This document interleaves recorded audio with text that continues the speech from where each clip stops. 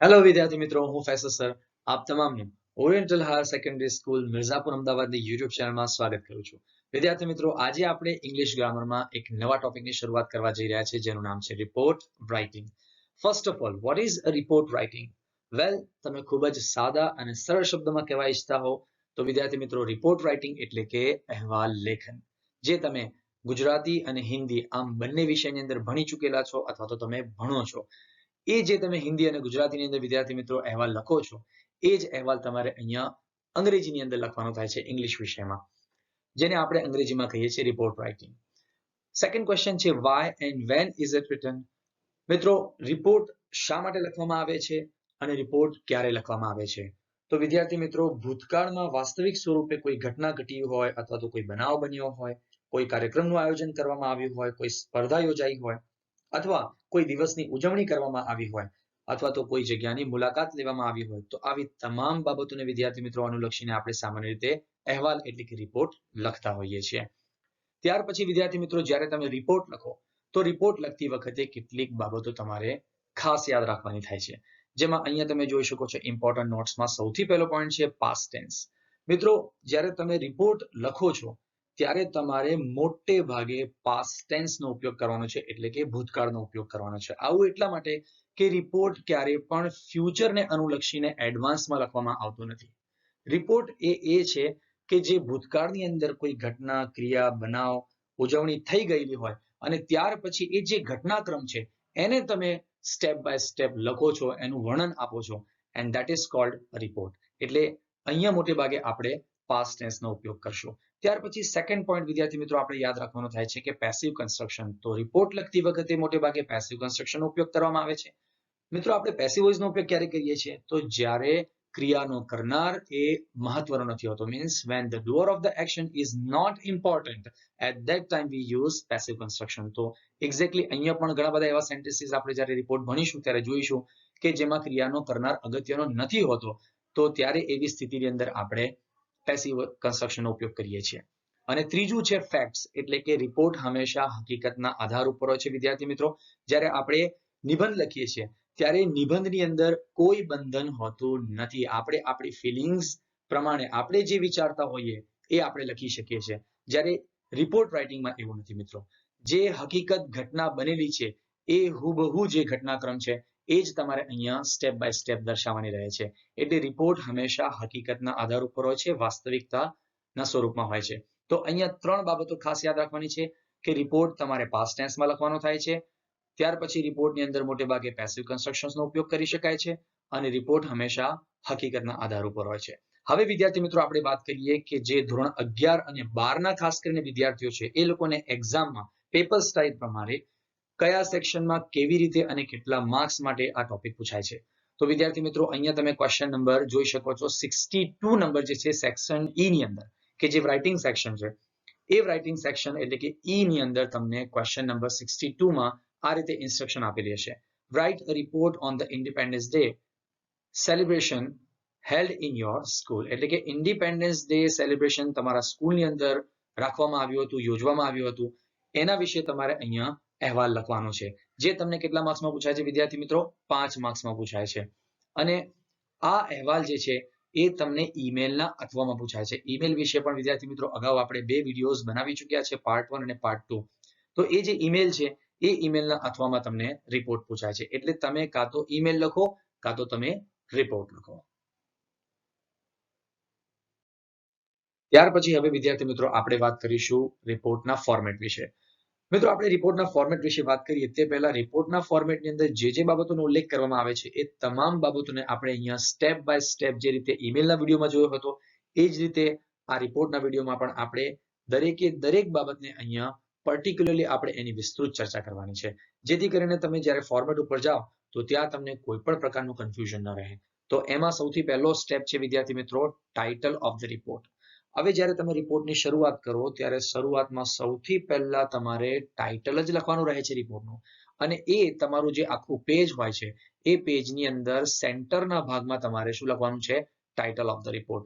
વિદ્યાર્થી મિત્રો, તમારું ટાઇટલ વધારે ઇફેક્ટિવ હોય એના માટે શું કરવું? તો ટાઇટલ જેટલું શક્ય હોય એટલું ટૂંકું, સ્પષ્ટ અને સરળ હોવું જોઈએ, કે જેથી કરીને કોઈ પણ વ્યક્તિ વાંચનાર છે એની પાસે જો સમય ન હોય અને એ તમારો આખો રિપોર્ટ ન વાંચી શકે, તો એવા સંજોગોની અંદર એ માત્ર ટાઇટલ વાંચે અને એને ખ્યાલ આવી જવો જોઈએ કે આ રિપોર્ટની અંદર શું લખવામાં આવ્યું હશે.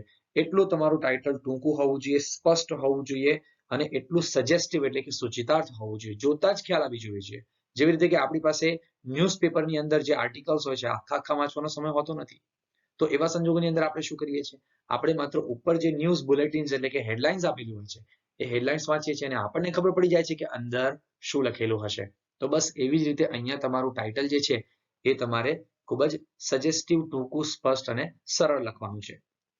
મિત્રો, આ ટાઇટલ જ્યારે તમે લખો તો એમાં તમારે કેટલીક અગત્યની બાબતો છે જે યાદ રાખવાની થાય છે. એમાં અહીંયા આપણે ઇમ્પોર્ટન્ટ નોટ્સમાં જોઈ લઈએ કે પ્રિપોઝિશન અને આર્ટિકલ. તો જો જેટલા પણ ટાઇટલની અંદર શબ્દો છે એ શબ્દો તમારે કેપિટલ્સ લખવાના છે. જ્યારે તમે ટાઇટલ લખો ત્યારે દરેકે દરેક શબ્દનો પહેલો લેટર જે છે એ તમારે કેપિટલ કરવાનો છે. તમે અહીંયા પણ જોઈ શકો છો, there are few examples here.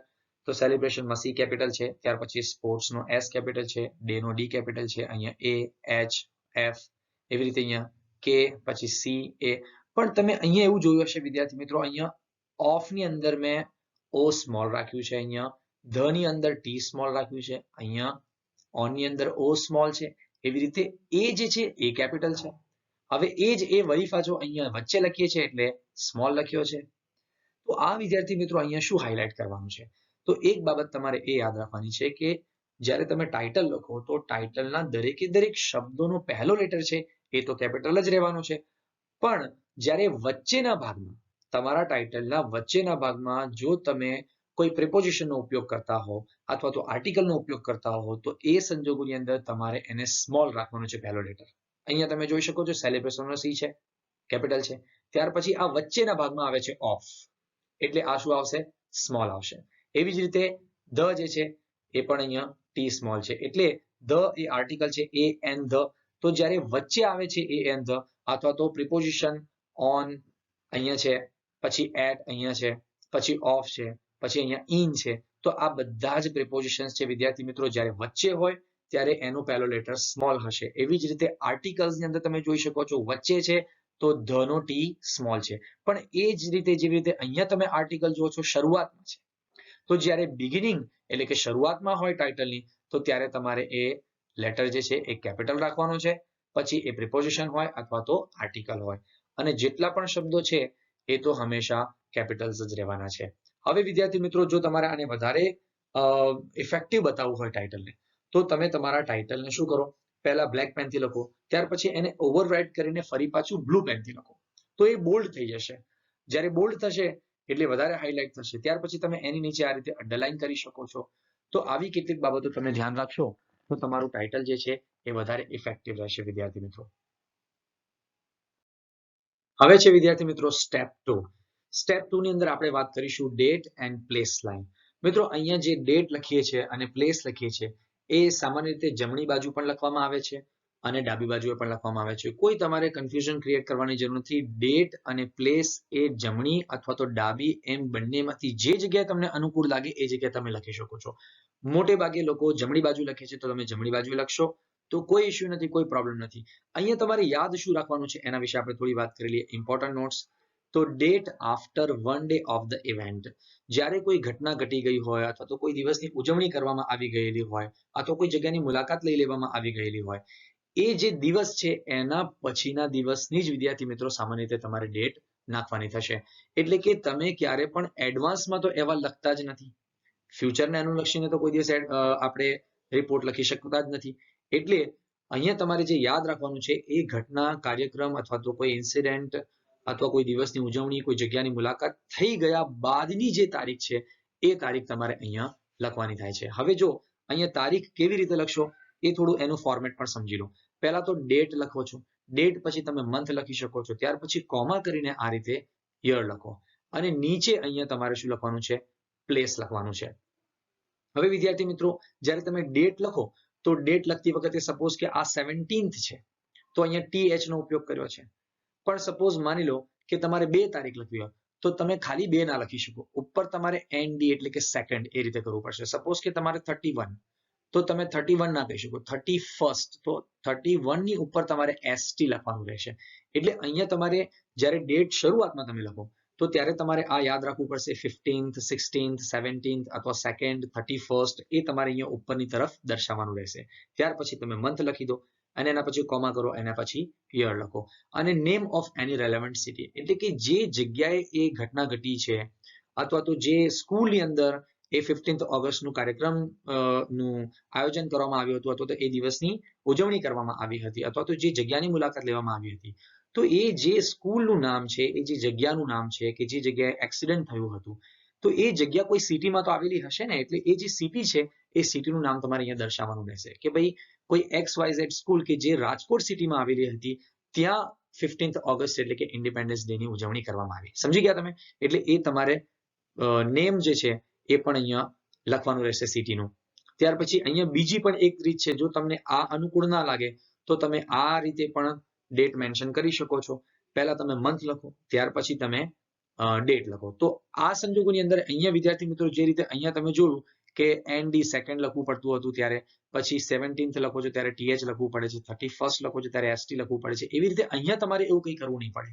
તો જો તમે આ ફોર્મેટ ઉપયોગમાં લેશો તો વધારે તમારા માટે સરળ થઈ જશે.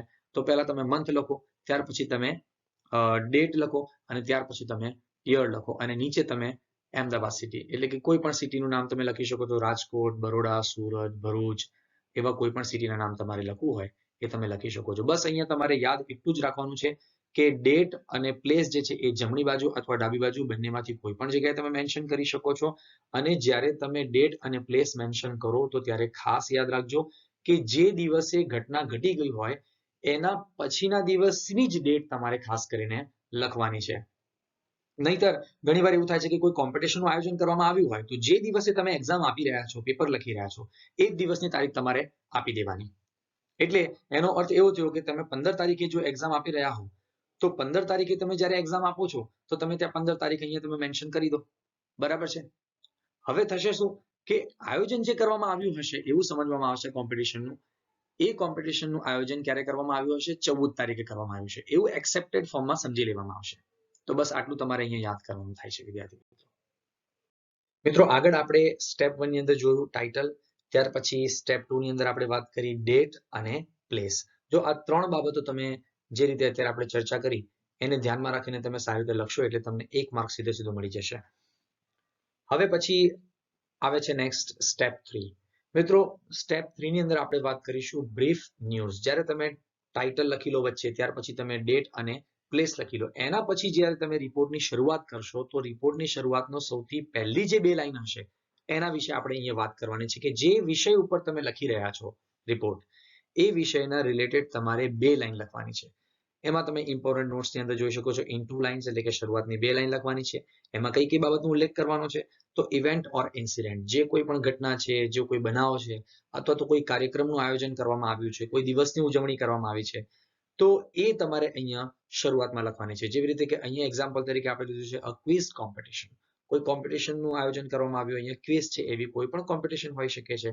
તો અ ક્વિઝ કોમ્પિટિશન, તો આ ઇવેન્ટ અથવા તો ઇન્સિડન્ટની અંદર આપણે એનો સમાવેશ કરી શકીએ છીએ. ત્યાર પછી અહીંયા આ સેકન્ડ એક્ઝામ્પલમાં તમે જોઈ શકો છો ધ સ્કૂલ એન્યુઅલ ફંક્શન. તો આ ઇવેન્ટ અથવા ઇન્સિડન્ટની અંદર આપણે એનો સમાવેશ કરી શકીએ છીએ કે સ્કૂલ એન્યુઅલ ફંક્શનનું આયોજન કરવામાં આવ્યું હતું. બરાબર. હવે એ જે ક્વિઝ કોમ્પિટિશન થઈ અથવા તો એન્યુઅલ ફંક્શન થયું, એ કોઈ જગ્યાએ તો થયું હશે ને, ક્યાં થયું છે? તો એ પ્લેસ તમારે મેન્શન કરવાનું છે.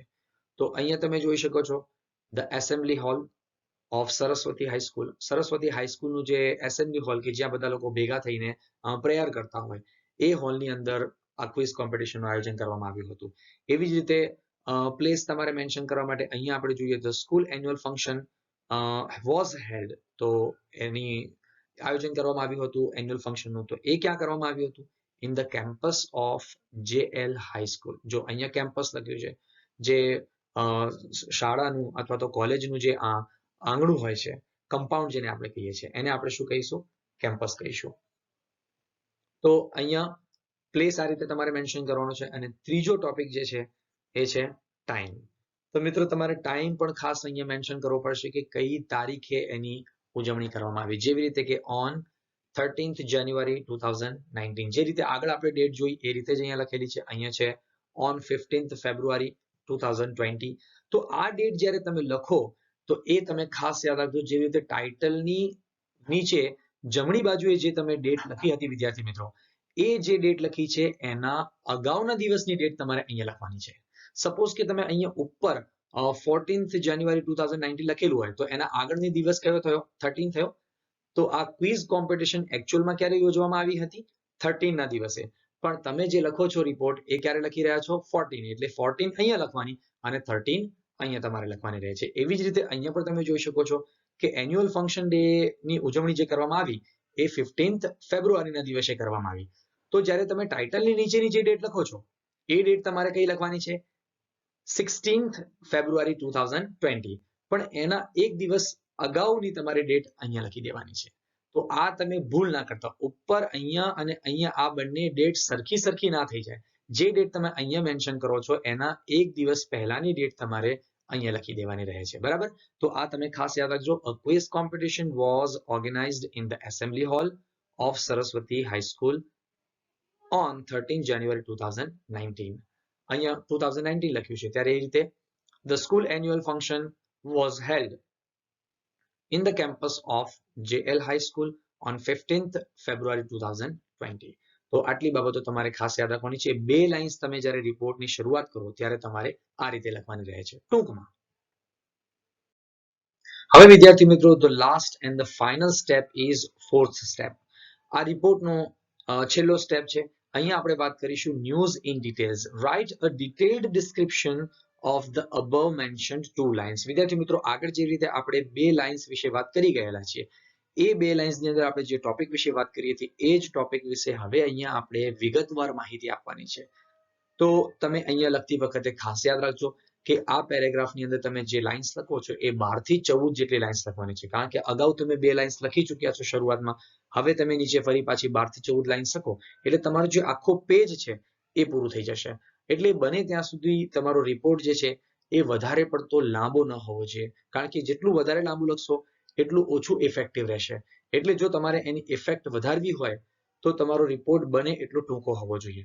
ત્યાર પછી અહીંયા નો પેરેગ્રાફ્સ. આનો અર્થ થાય છે વિદ્યાર્થી મિત્રો કે જેવી રીતે ઈમેલની અંદર આપણે જોયું તો બોડી ઓફ એન ઈમેલમાં પહેલો પેરેગ્રાફ, પછી બીજો પેરેગ્રાફ, પછી ત્રીજો પેરેગ્રાફ, એ રીતે જે રીતે આપણે ફકરા પાડીએ છીએ એવી રીતે રિપોર્ટની અંદર કોઈ પેરેગ્રાફ હોતા નથી. શરૂઆતમાં તમે એક પેરેગ્રાફથી જે શરૂઆત કરી તો એ અંત સુધી એક જ પેરેગ્રાફ જાય છે.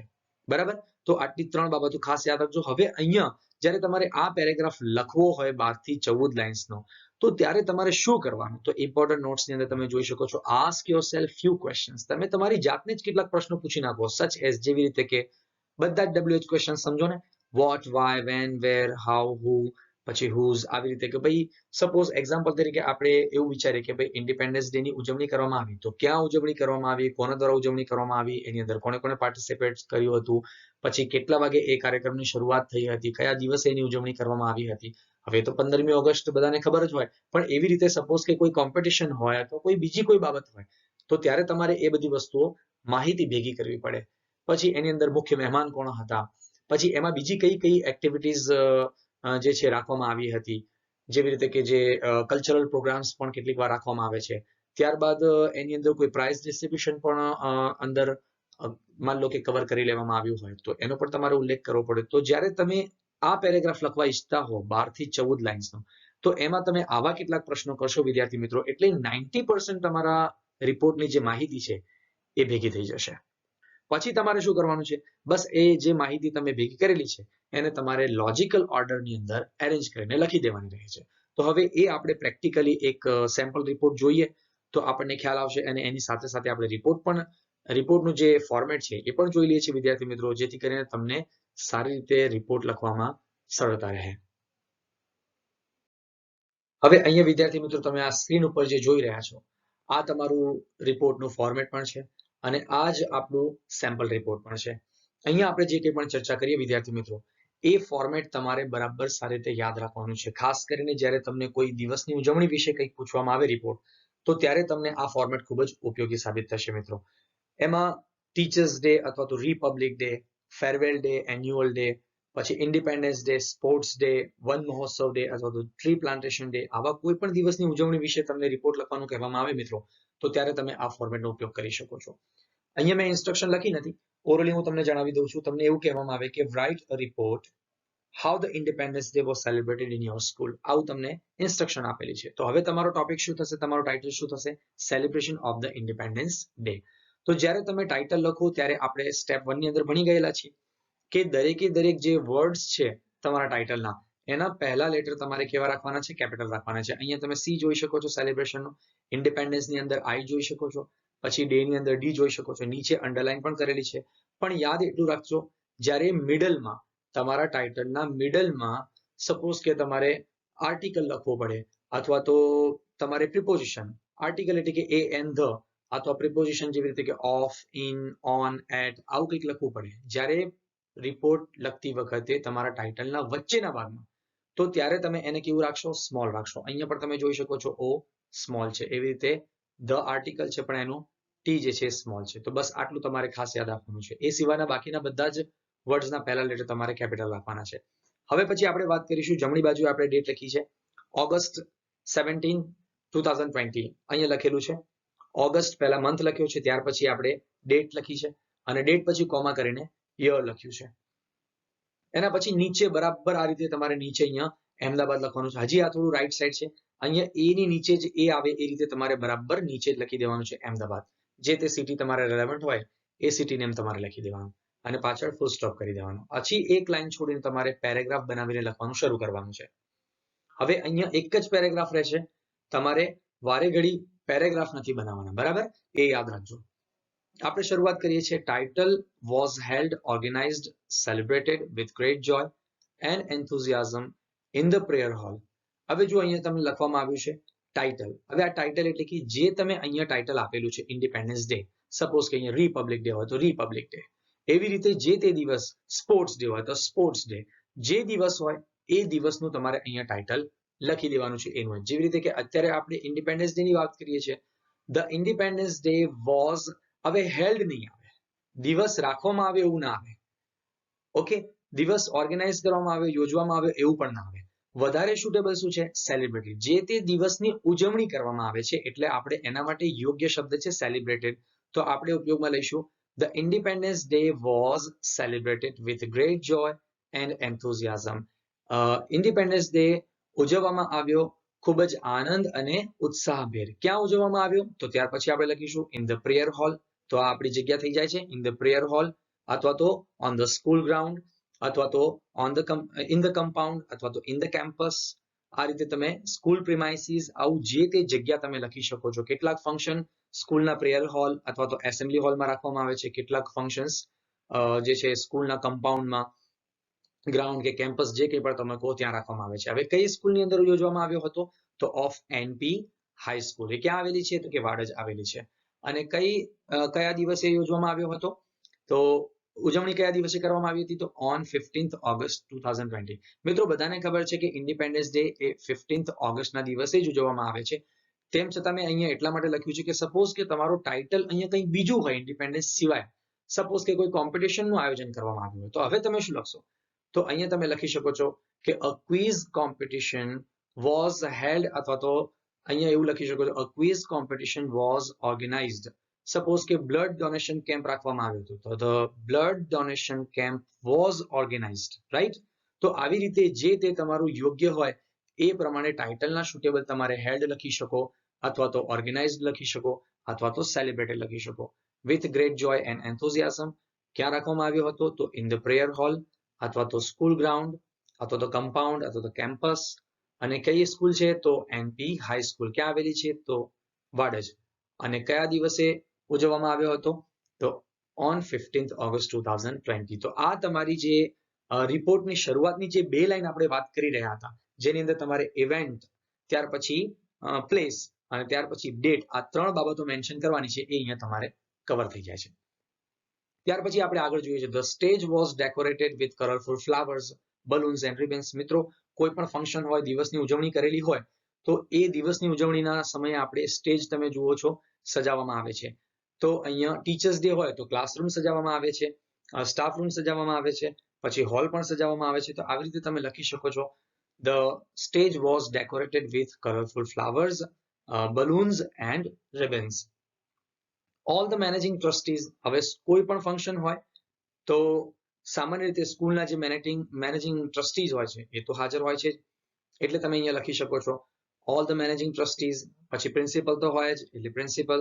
ત્યાર પછી હવે સર હોય તો પ્રિન્સિપલ સર, મેડમ હોય તો પ્રિન્સિપલ મેડમ લખી શકો તમે લખવું હોય તો. ત્યાર પછી ટીચર્સ પણ બધા હાજર હોય, સ્ટુડન્ટ્સ પણ બધા હાજર હોય, વર પ્રેઝન્ટ ધેર. ઓકે, તો આટલું તમારે લખી દેવાનું છે. All the managing trustees, principal, teachers, students were present there. આ બધા જ લોકો એ કાર્યક્રમની અંદર હાજર હતા.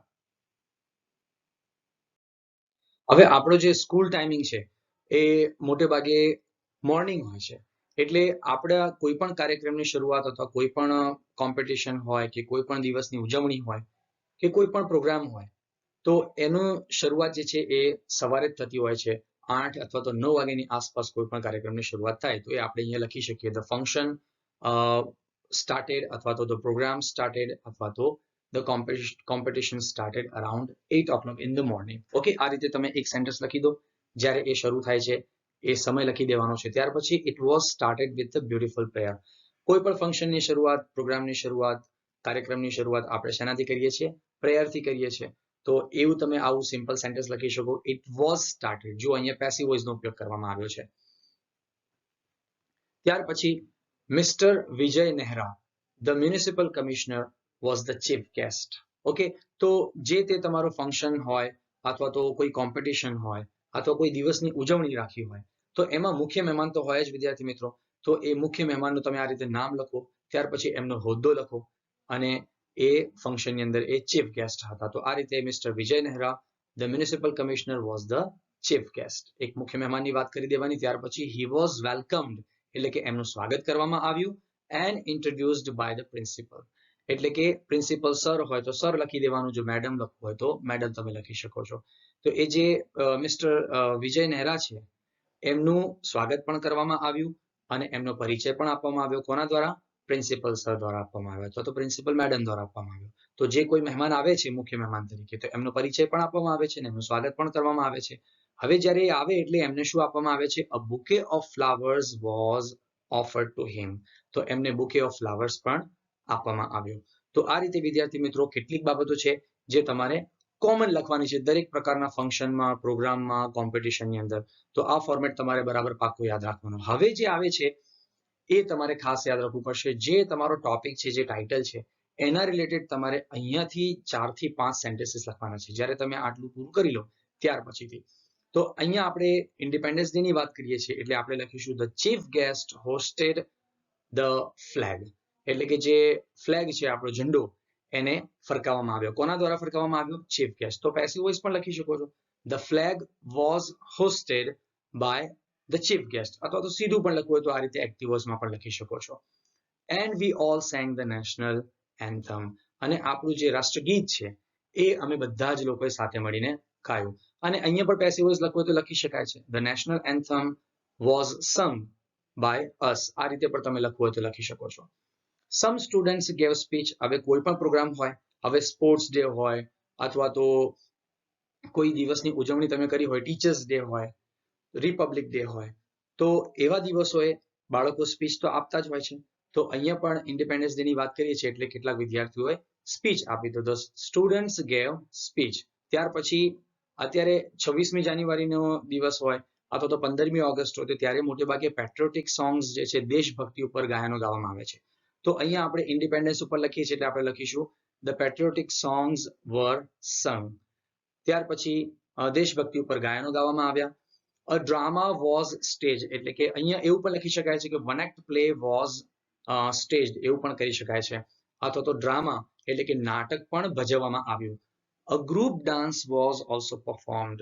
તો ગ્રુપની અંદર કેટલાક લોકો હતા વિદ્યાર્થીઓ કે જે લોકોએ એક સાથે મળીને ડાન્સ પરફોર્મ કર્યું. તો આ રીતે તમે કોઈ સબ્જેક્ટ હોય જેના ઉપર તમે રિપોર્ટ લખી રહ્યા હોય એના રિલેટેડ તમારે 4 થી 5 લાઇન્સ લખવાની રહેશે.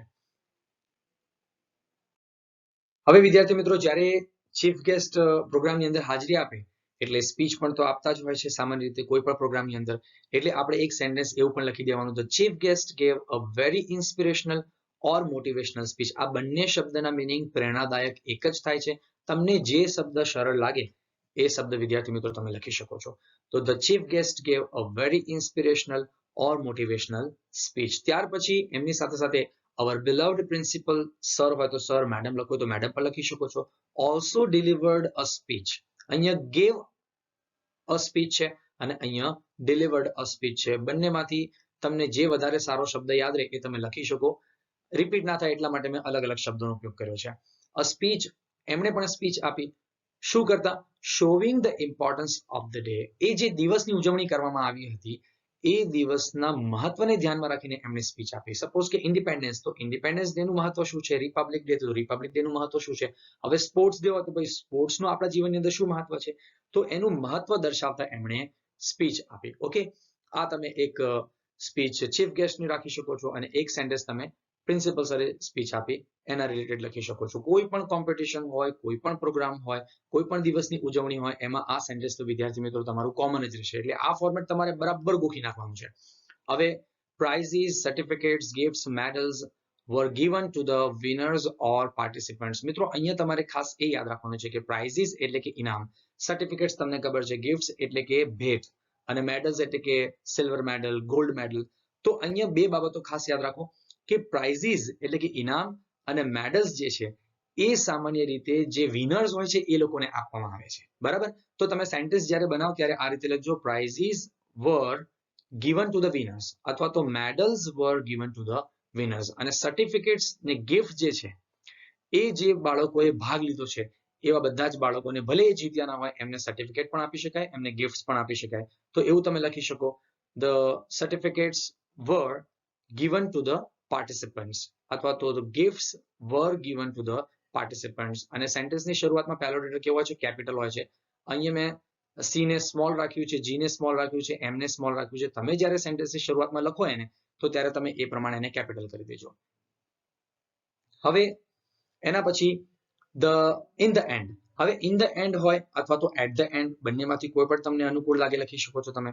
ઇન ધ એન્ડ અથવા તો at the end, the HOD or supervisor or the head boy of the school proposed a vote of thanks. તો અહીંયા જે HOD એટલે કે જે હેડ ઓફ ધ ડિપાર્ટમેન્ટ છે એમણે અહીંયા આભાર વિધિ વ્યક્ત કરી. એ તમને યાદ ના રહે તો તમે સુપરવાઇઝર સર અથવા તો સુપરવાઇઝર મેડમ તમે લખીને લખી શકો છો કે એમણે વર્ડ ઓફ થેન્ક્સ એટલે કે આભાર વિધિ વ્યક્ત કરી. અથવા તમને એવું યાદ the head boy of the school, જે મુખ્ય વિદ્યાર્થી હોય છે આખી સ્કૂલની અંદર, એ વિદ્યાર્થીએ આભાર વિધિ વ્યક્ત કરી. તો એવું કોઈ પણ એક તમે સેન્ટેન્સ અહીંયા કોઈનો પણ ઉપયોગ કરીને, હેડ ઓફ ધ ડિપાર્ટમેન્ટ અથવા તો સુપરવાઇઝર, એવું કંઈ પણ તમે સેન્ટેન્સ પૂરું કરી શકો છો નામ લખીને. પણ આભાર વિધિ વ્યક્ત કરવાનું ભૂલતા નહીં મિત્રો. ત્યાર પછી sweets were distributed to the students, અને ત્યાર પછી એ લોકોને મીઠાઈ આપવામાં આવી, અથવા તો અહીંયા તમે લખી શકો છો આઈસ્ક્રીમ્સ વર ડિસ્ટ્રીબ્યુટેડ, અથવા તો ચોકલેટ્સ વર ડિસ્ટ્રીબ્યુટેડ, અથવા બિસ્કિટ્સ વર ડિસ્ટ્રીબ્યુટેડ. આવું કંઈ પણ જે તમને સમજમાં આવે એ તમે લખી શકો છો. પ્રોગ્રામના અંતે બાળકોને અથવા તો વિદ્યાર્થીઓને સ્વીટ્સ આપવામાં આવી. ત્યાર પછી then we all departed happily, અને ત્યાર પછી અમે બધા જ લોકો ખુશી ખુશી ત્યાંથી છૂટા પડ્યા. ડિપાર્ટ એટલે કે છૂટા પડ્યા. It was really a memorable day for me, અને એ ખરેખર એ દિવસ મારા માટે એક યાદગાર દિવસ હતો. તો આ રીતે વિદ્યાર્થી મિત્રો તમે આખું રિપોર્ટનું જે આપણે અહીંયા ફોર્મેટ જોયું છે એ તમે કોઈ પણ દિવસની ઉજવણી વિશે તમને પૂછવામાં આવે અથવા કોઈ કોમ્પિટિશન વિશે તમને પૂછવામાં આવે તો તમે આ જે આખું તમને ફોર્મેટ આપેલું છે એનો ઉપયોગ કરીને, અથવા તો આમાંથી જે મોટાભાગના સેન્ટેન્સીસ છે એ તો મોસ્ટ કોમન છે, કોઈ પણ પ્રકારના રિપોર્ટની અંદર તમે એનો ઉપયોગ કરી શકો છો, તો એને તમે લઈ શકો છો મિત્રો. આશા રાખું છું વિદ્યાર્થી મિત્રો કે તમને આ વિડીયોની અંદર આપણે જે રિપોર્ટ રાઇટિંગના ફોર્મેટની આપણે વાત કરી છે એ તમને ખૂબ જ સારી રીતે સમજાઈ ગયું હશે. આપ તમામને વિનંતી છે કે જો આપને વિડીયો પસંદ આવે તો લાઈક કરો, ખાસ તમારા મિત્રોમાં શેર કરો, અને ચેનલ ઉપર તમે નવા હો તો સબસ્ક્રાઇબ કરવાનું ભૂલતા નહીં વિદ્યાર્થી મિત્રો. Thanks for watching the video. Bye bye.